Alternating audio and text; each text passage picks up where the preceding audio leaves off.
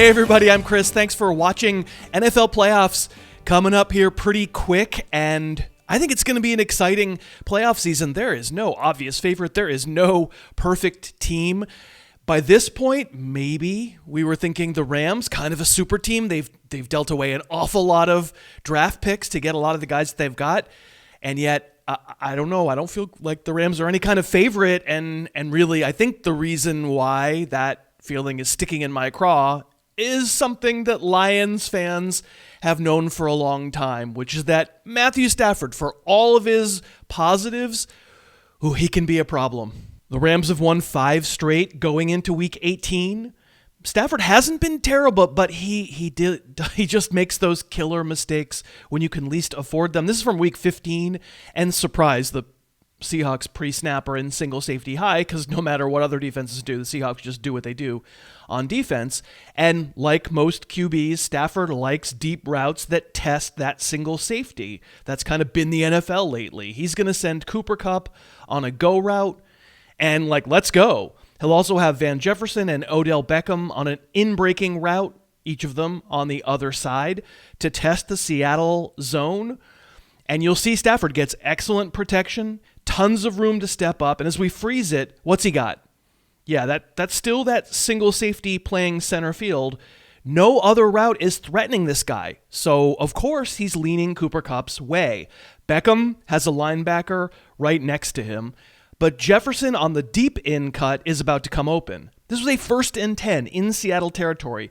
Jefferson is clearly the read here, but Stafford has other ideas. He lets it go, and it's a dreadful, inexplicable hero ball interception, which has been Stafford's calling card in big moments for years.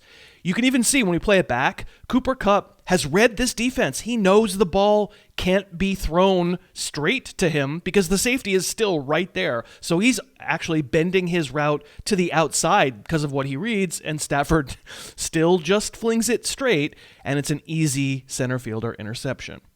Did somebody say hero ball? Stafford is up 10-0 here, and yeah, it's a 3rd and 6 deep in his own territory, late second quarter, but we can't have this. He makes a nice play to somehow avoid the sack from number 96, Armon Watts, and he starts to shuffle toward his right, and you can understand why, in all the chaos, he doesn't know that Anthony Barr is covering the outlet receiver, Sony Michel, but if you're not sure, you can't just fling it out there. It's a panicky, rookie-type play, and a playoff team in a playoff game just can't have it. Again, Lions fans know this from a decade of glory and frustration. Matt Stafford is not afraid. He's a go-for-it type of quarterback. His dial is turned to aggressive, and within reason, that's what you need. It's why Alex Smith and Andy Dalton and Kirk Cousins don't go to Super Bowls. But again, this play isn't going to be within reason. He's going to look for Van Jefferson on the deep post on a 2nd and 5, winning by 10 points, early third quarter. I think you can actually argue that number 22 here, the second safety, Harrison Smith, he doesn't do a great job. Once Stafford has finished his bootleg and sets his feet, there are only 2 places he could go, either Jefferson or Odell Beckham. And looking into the backfield, it looks like Harrison Smith is already committed to guarding the deep ball. Then go guard it, right? He's slow getting back, and that's probably what Stafford sees, and he lets it go. But you can see Jefferson had a step, but he's about 55 yards away from Stafford, and the ball is late and underthrown, and the hero ball becomes a wounded duck. When it works, this is amazing, and it's how you win championships. But with Stafford, it doesn't always work. And okay, it's easy to pick out interceptions and say, hey man, don't throw interceptions. But even in this winning streak, Ram fans are worried because Stafford is flat out missing throws. This one is a deep over route to Odell Beckham that the Vikings defense just misplays. It looks like Patrick Peterson thinks he's handing Beckham off to Harrison Smith, but instead Beckham breaks into the clear wide open. Stafford has all the time in the world to see that it develops just the way they want, and if that's not a touchdown, that's a 50-yard gain, but Stafford just yaks the throw. The Rams wound up scoring 30 points and beating Minnesota by a touchdown, but Stafford was rough in that game. Here's another one to Odell Beckham. Don't tell me they don't have chemistry because Beckham was a late arrival to LA. This is pitch and catch. This is a naked boot. Stafford has time to do whatever he wants. You could throw on the run. You could set your feet, fine, whatever you have to do to throw to the wide open receiver. Don't tell me he expects Beckham to do something different. This is how the route is run. Stafford just short arms it into the ground. Hey, a quick break to thank DraftKings Sportsbook for sponsoring again today. Like we're talking about, the NFL playoffs are going to be here soon. And at DraftKings Sportsbook, you can have some fun with playoff games. New customers can bet just $5 on any NFL team to win their game outright. And if they do, you'll win $200 in free bets. DraftKings Sportsbook customers can also play same-game parlays, combine multiple bets from the same game for a bigger payout. Obviously, you have to live in one of the magic states where sports betting is legal. But if you do, these are good promotions DraftKings has run all season. Safe, secure, reliable. You can deposit and withdraw your cash whenever you want. Download the DraftKings Sportsbook app now. Use the promo code HarrisTube and bet just $5 on any team to win outright and get $200 in free bets if they win. Promo code HarrisTube at DraftKings Sportsbook.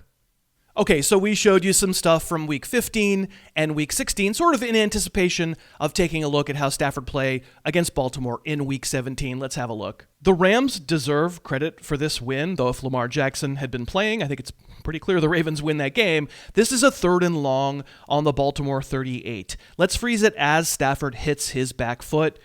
I think this is actually intended for Van Jefferson running a sideline out, though it gets credited as a target to Tyler Higbee in the flat.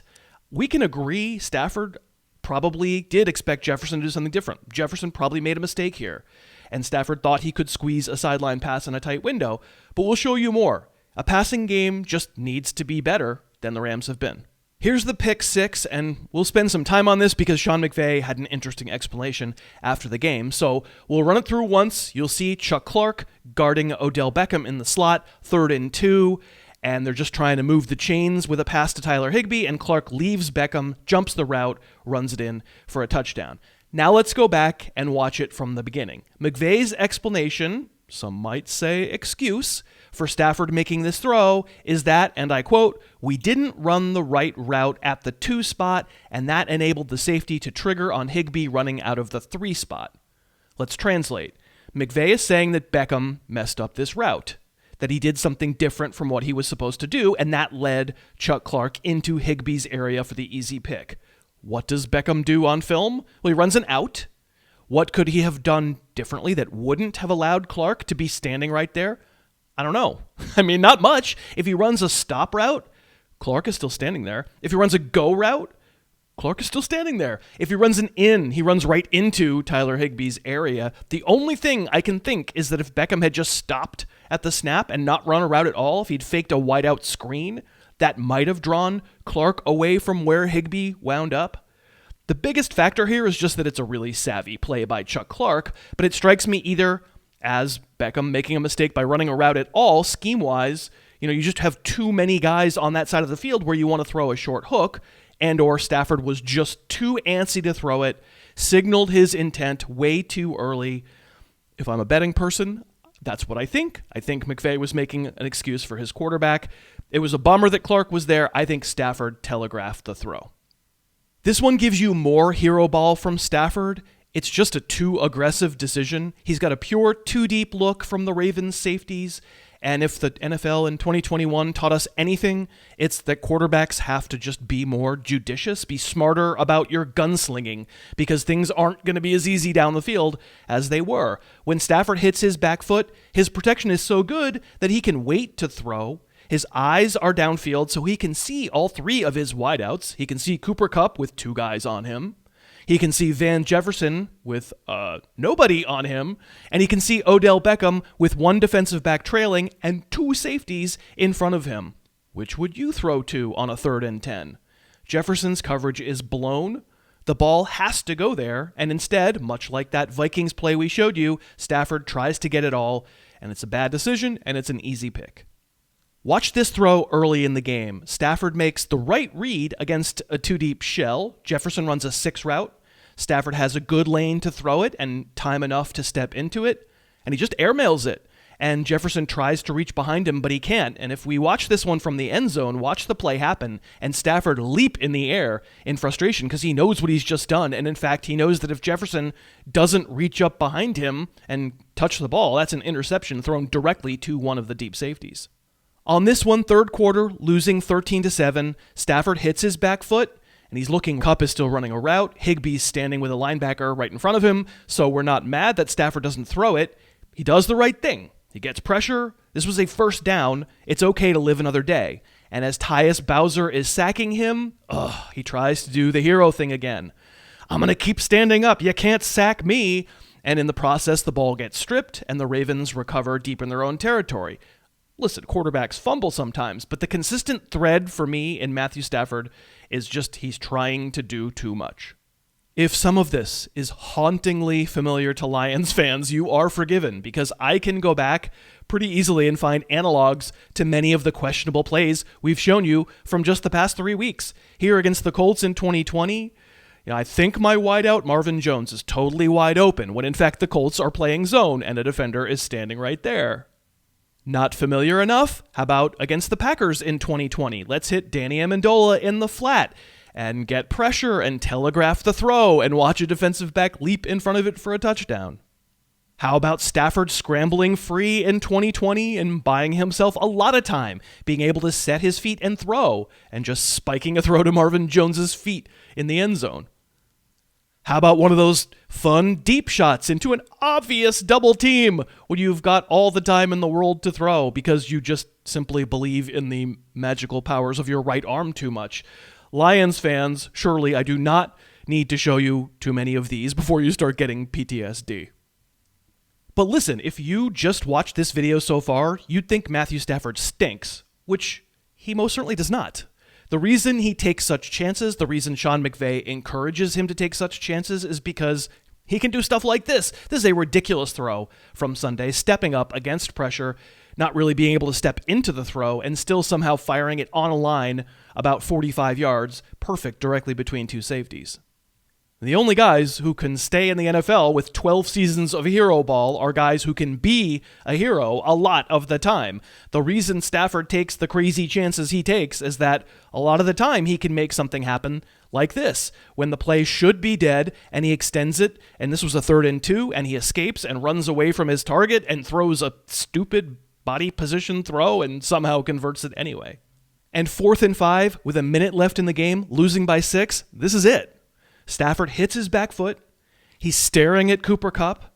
He wants to hit him and win this game, but there's no way. A safety standing right over Kupp's route. So just as he's getting hit, Stafford whips around and gives Odell Beckham a chance, and that's the definition of a hero play. And Stafford's the hero. Beckham's the hero too. That's a hell of a catch, but Stafford's the hero. But the problem with Matthew Stafford is you never know. You just never know when, at the exact wrong moment, one of those hero plays that show up so often and shows so much guts turns into one of these, where you just look at what he does and you cannot understand the pure vapor lock that must be going on between his ears.